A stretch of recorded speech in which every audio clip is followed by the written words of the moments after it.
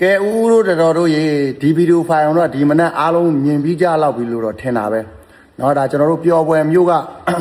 ယဟန်တက်လို့ရှိလို့ရှိရင်ကမ္မဝါညက်တဲ့တိမ်ထဲမှာတဲ့ဖျားရှိမှာပေါ့เนาะတိမ်မောကဖျားရှိမှာဖင်တုံးလုံးနဲ့ရင်တပြုံးဖြစ်နေကြတဲ့ဒီဇုံတွဲပေါ့เนาะဟိုဒါလေးကိုကြည့်မိပြီးတော့ကျွန်တော်လည်းတော်မနက်တော့မနက်အစောကြီးတွေ့တော့တော်တော်လေးစိတ်တူသွားတယ်ဗျဟိုအလန်အောင်မိတယ်เนาะဘလို့စိတ်တွေနဲ့များဒီတိမ်ပေါ်တက်ပြီးတော့ဖျားရှိမှာဗျာဒီလောက်သွားကြနေရတဲကူကန်းသွားမလားသူတို့ကရွာလေးမို့တဲကူကန်းမရှိလေသူတို့ဒီဖုံးချောင်းပြီးနာမှာတော့ခြုံနေ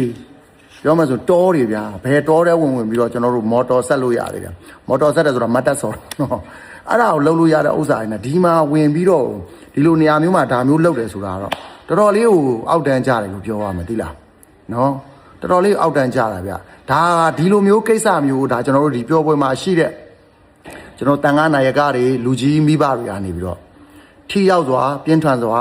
ကျွန်တော်တို့အရေးယူတင်ပါတယ်လို့လည်းကျွန်တော်တို့အကြံပြုပြရတယ်။ဘာလို့လဲဆိုတော့လူတွေကတဖြည်းဖြည်းနဲ့စော်ကားလာပြိုက်ဗျ။ဖះမှမသိတော့တရားမှမသိတော့တန်ခါမှမသိတော့ဖះရှိမှလည်းမဖွဲမရလောက်ရမှာမကြောက်တော့တန်ခါရှိမှလည်းမဖွဲမရလောက်ရမှာမကြောက်တော့ငရဲတွေလည်းမကြောက်တော့เนาะဒါကြောင့်မလို့ကဲညီကိုပြောမှဆိုလို့ရှိရင်အခုကြည့်နေတဲ့ညီကိုမောင်နှမလည်းဒီဗီဒီယိုဖိုင်လေးကိုဝိုင်း share သွားပြီเนาะဒီစောက်ခွက်တွေလည်းအားလုံးမြင်သွားရအောင်တာဝန်ရှိတဲ့လူကြီးတွေကလည်းဒါမျိုးပြင်းပြင်းထန်ထန်အရေးယူပေးပါနောက်ဒါမျိုးထပ်မလုပ်ရအောင်